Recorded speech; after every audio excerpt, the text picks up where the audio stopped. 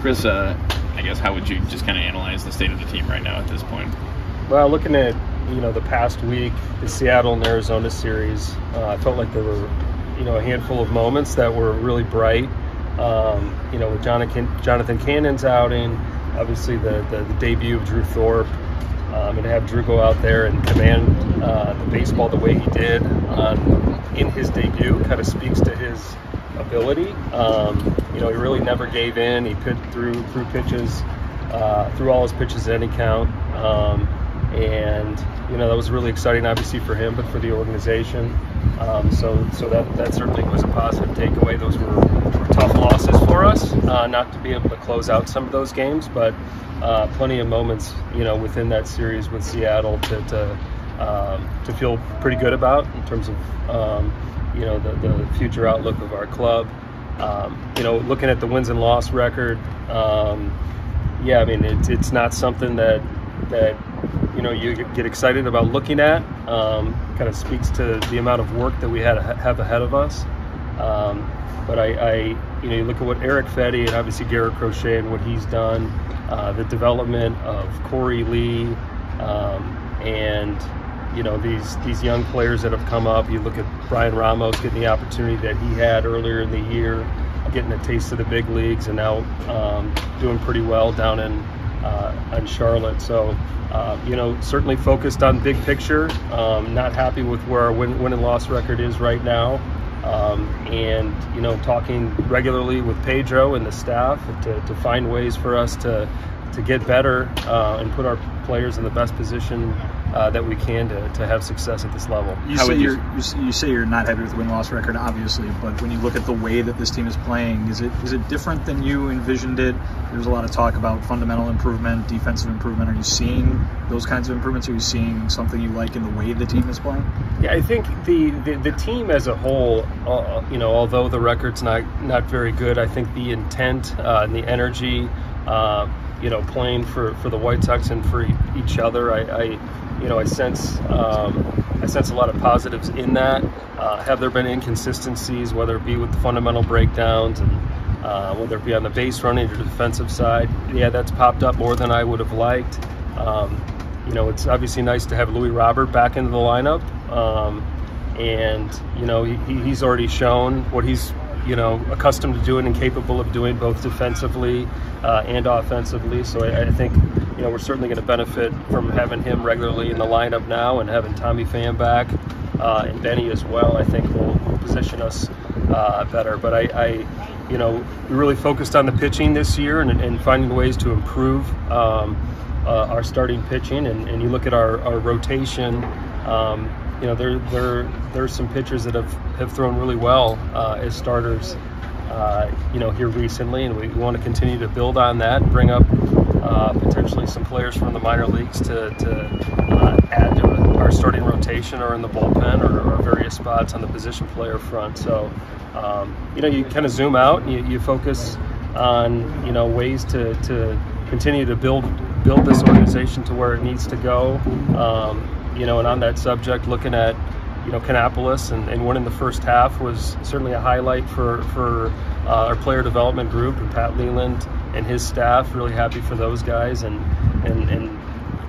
there's always, great benefit for our players to experience, chasing the championship at the minor league level. And this week in Birmingham, it's going to be an exciting week. They're facing an opponent that's also battling for first place in their division, and we've got Iriarte throwing tonight at Birmingham, and look forward to seeing how it unfolds this week for that club. So I think that's a positive step in the right direction on the development of our players and certainly the direction of the organization as a whole.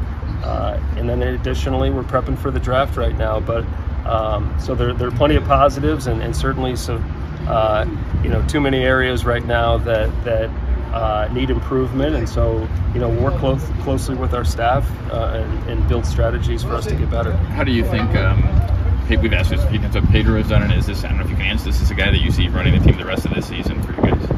Pedro, and I are still, talking regularly, and like I said earlier, we're trying to put our players in the best position we can, for not only be successful this year, but in the coming years.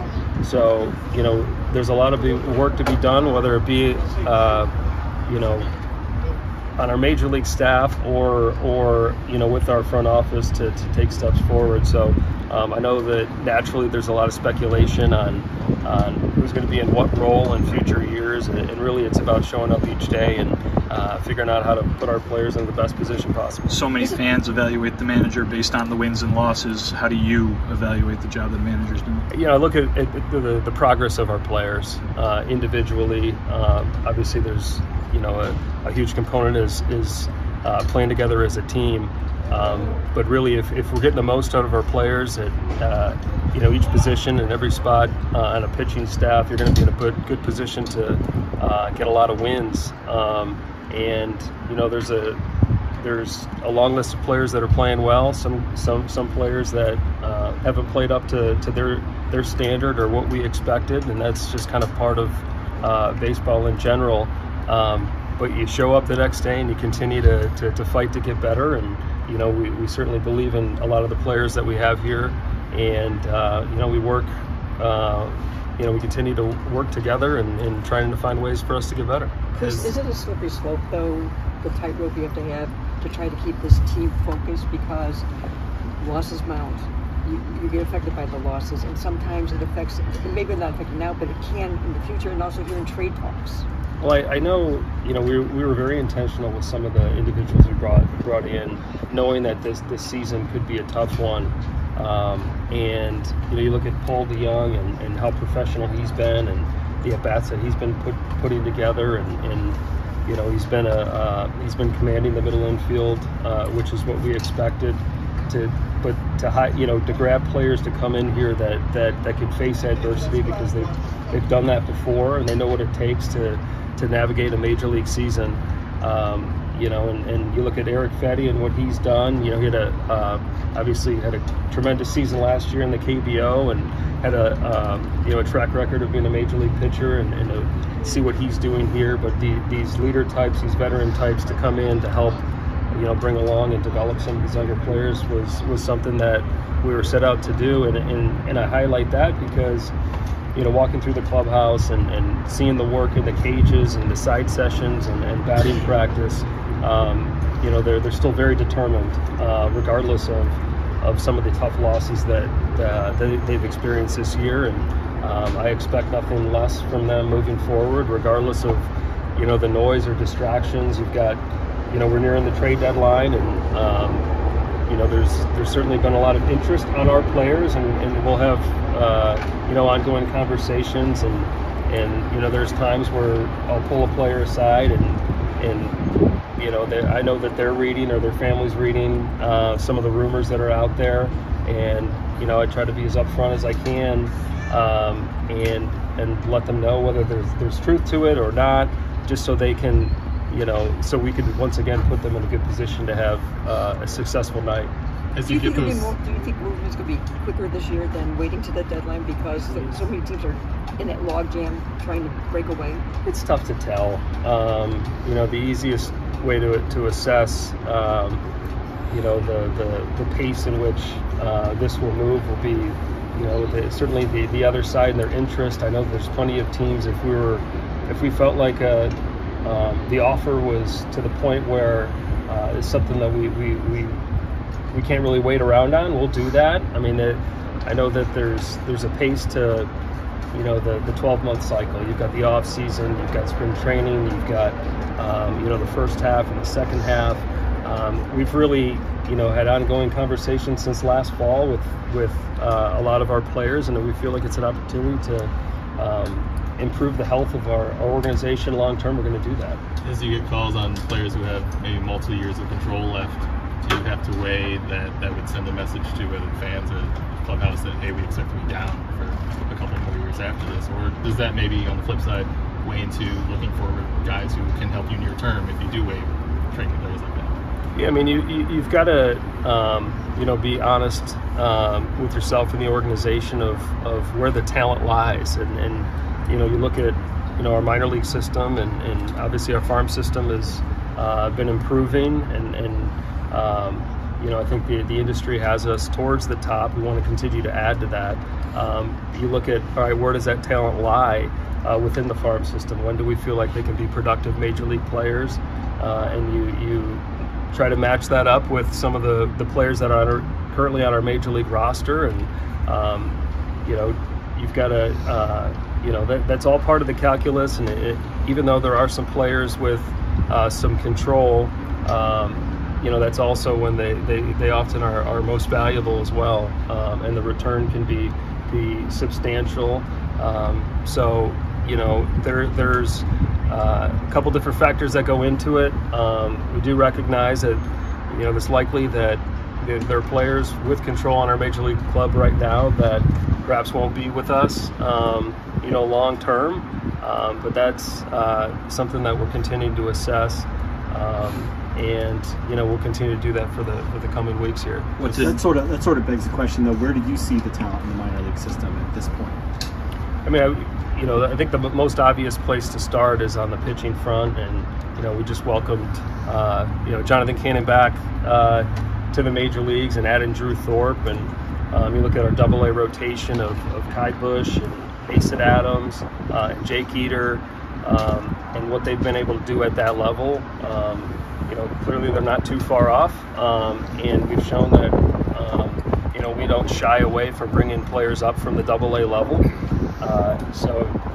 We know that there's a learning curve to becoming a regular starting pitcher at the major league level. So, we're trying to find the right opportunity for those guys to get acclimated. Drew, I think is a prime example. He had his first outing and was able to show what he's capable of doing. And then, against Arizona, it was a little bit uncharacteristic of him, and he was a little out of sorts. But man, what a great experience for him to learn to play against a team that was in the World Series last year. They have a solid offense. To make the proper adjustments, we don't think it's a major adjustment at all.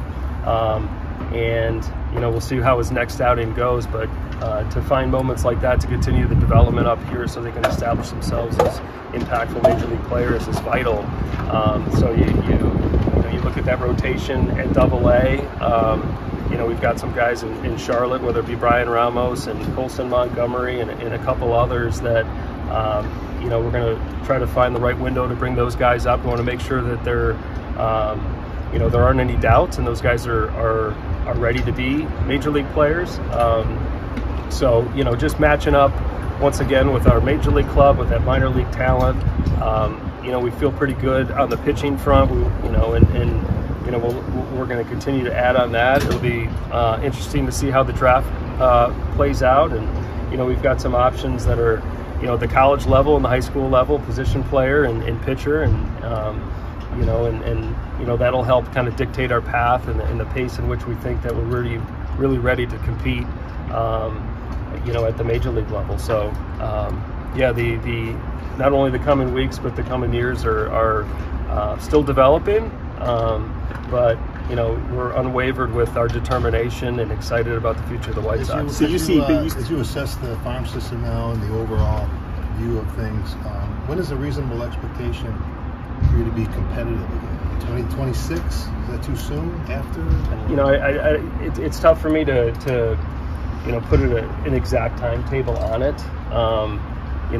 These types of things are certainly fluid. There's players that perhaps take a little bit longer to be ready to be productive at the major league level. You've got injuries that can happen.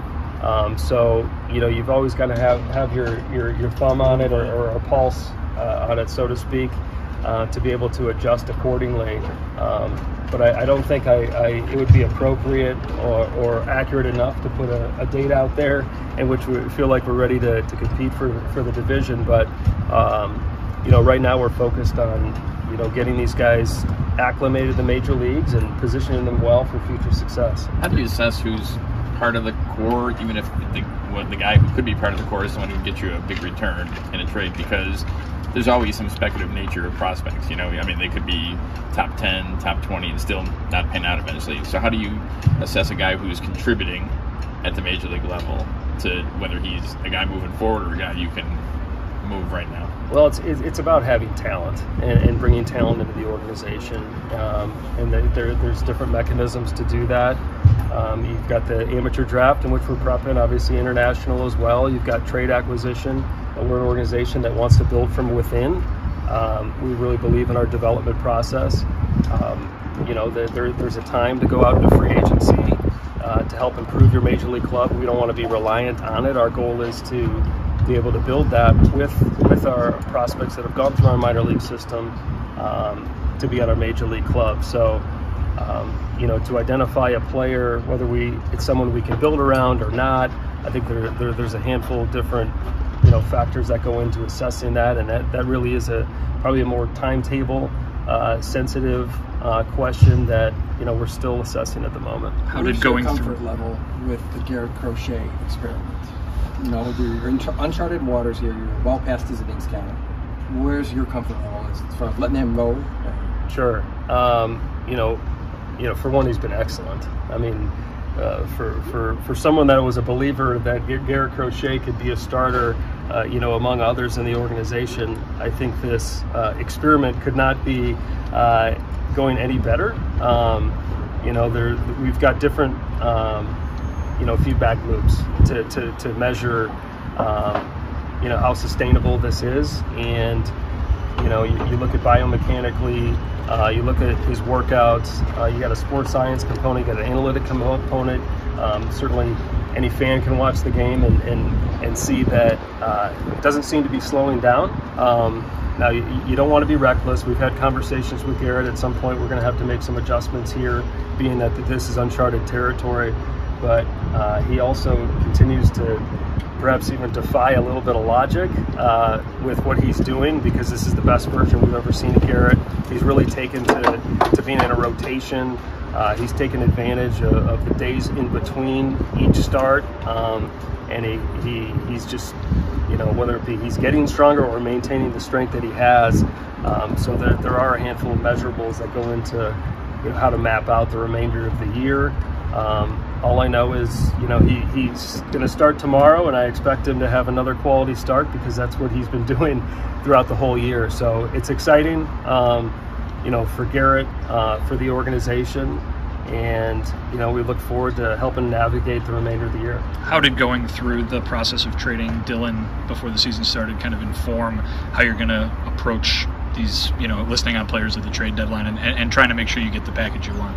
Well, I know, you know, being that Dylan was an attractive player to so many different organizations, I do believe it gave us a head start in regards to getting to know organizations, whether that applies to Garrett or anyone else.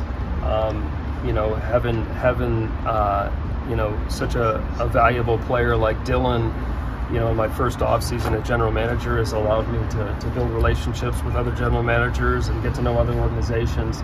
So I do feel like we're well positioned when we feel like the time is right. But when it comes to Garrett, more than anything, we're focused on helping him navigate the season. You know, he's just getting his career started as a starting pitcher, and he's proven baseball in the world that he's one of the best in the game. And I think I can speak for any fan out there that when they know that he's on the mound, that whether it be our team or any other team, you know, that your club has a good chance to win.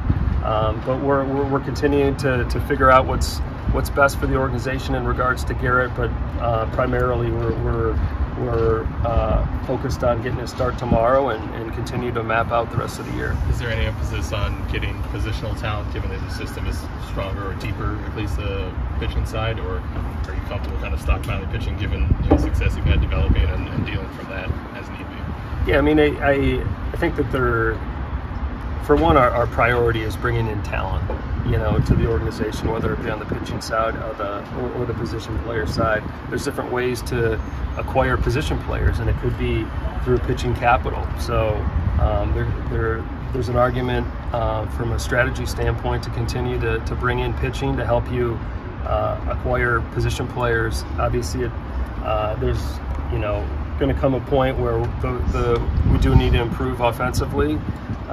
Although, the last couple of weeks we've seen some kind of a turn on the offensive side, but we know long term we're going to need some bats that show up every day. We've got power, the ability to get on base, steal bases potentially based on each individual. So there's different ways to go and acquire the position player talent. So I more than anything, we're looking at the best player we can bring into the organization we can, regardless of what position. You spoke in December about the unlikelihood of you guys trading Luis Robert back then, talking about him as a guy to build around.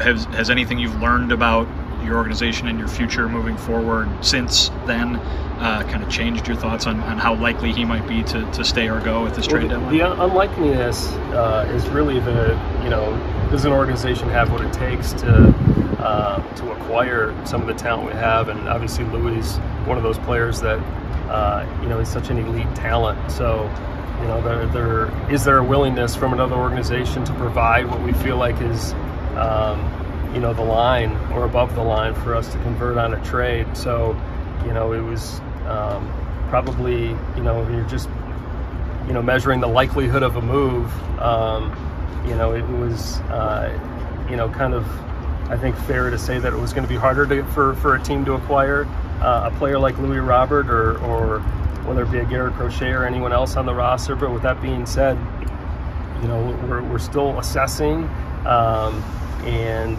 we haven't certainly devalued any of our players and what we feel like they're capable of doing at the major league level. They haven't shown that. I mean, Luis Robert comes back to the lineup and what not only the production that potentially you see with him, but also the impact it has on others in the lineup, and then certainly on the defensive side, he's a game changer in so many different ways. So, an acquiring team would have to bring something that is pretty significant for us to move on some of these guys. Moncada still targeted for after the All-Star break, or what is the update on? Right around the All-Star break. We do feel like he's turning the corner and working towards more, game activity, so to speak. Eloy played last night. We're hoping to have him back next week. Obviously, you can adjust based on how he's feeling and how he's doing. So, those two players are certainly big pieces of this organization and our major league club, and it does look like Eloy is not too far off. Will we still see guys coming up? You've given a lot of looks to different pitchers, but as the season progresses, is it going to be a continuation of that? I believe so. I mean, you certainly want to make sure that you feel like they've got a solid base under them, can feel confident about what they've accomplished, regardless of whether they're on the major league team this year or not. I do think that there is tremendous benefit of getting major league exposure, both for the organization, but certainly the player as well for their further development. But I do anticipate more players breaking into the major leagues this year. Generally speaking, it's still been bringing off the hook as far as trade conversations, or I know we're about a little more than a month away from the trade deadline. Just how those how's it been as far as just sort of people actively trying to discuss the interest in yeah, I mean, I get peppered regularly. I would say that it's picked up even more here recently, and I would expect it not to slow down, which is okay because as we continue to want to build this organization back, one of the better avenues to doing so could be on the trade front. So, I would say that there are a handful of conversations being had on a daily basis, and I'm sure I've already had some today, and I would expect probably a couple more before the end of today. Can you use the market to your advantage in the sense that, with the extra wild card today, there are so few teams that are looking more to the future than are right now? You guys obviously one of them. Can that play to an advantage in terms of how you value player, or is that something that doesn't really enter the equation in these discussions? when you look at the market and let's say you're trying to optimize or take advantage of situations, I think there's certainly different ways to do that. I think there's a handful of clubs that are fighting for a wild card spot. Now, they perhaps believe that they're at a stage that they're not ready to really go beyond that wild card spot or make a deep playoff run. So, does that urgency change what an offer would be? I think the short answer would be yes. Now, you've got, when I look back to the pace of the off season and the pace in which I've experienced now here nearing the trade deadline, the urgency does seem to be pretty, I would say pretty great with some of these clubs that feel like they may have a special team, therefore, might extend themselves and be really aggressive. So yeah, I think that there could be opportunity to take advantage of that. But it's still developing, but certainly ready for anything. Do you see the draft as a kind of a major point of front office maybe needing to get past that to have their full focus on it, or do you see it as things are already kind of percolating now? Yeah, I mean, we've got a team of people that can focus on certainly the draft and the potential trade acquisition that might be out there. We've got our scouts, we've got our analysts, we've got our front office that are able to walk and chew gum, so to speak, when it comes to handling both. Things will tighten for the draft here shortly as we get closer. We've got our group out at the combine right now, getting to know some of those players, watching those players, meeting with those players, and I anticipate the focus to tighten even further as we begin our in-person draft meetings and up until the draft. But yeah, quickly when the draft's over, the deadline becomes kind of the headliner and the attention, and it's kind of a quick change. But we're well positioned, and that's just because we've got a really talented group to be able to handle both, and then certainly delegate if need be. You've talked so glowingly about Garrett. Does where you guys are at in your process here and trying to build preclude you from thinking about maybe extending him, or is that something that you guys have given any thought to? More than anything, it's just helping him navigate this season, putting him in position for future success. And I know that he's focused on that, and that's where the organization's at as well. We all silly like the mayor.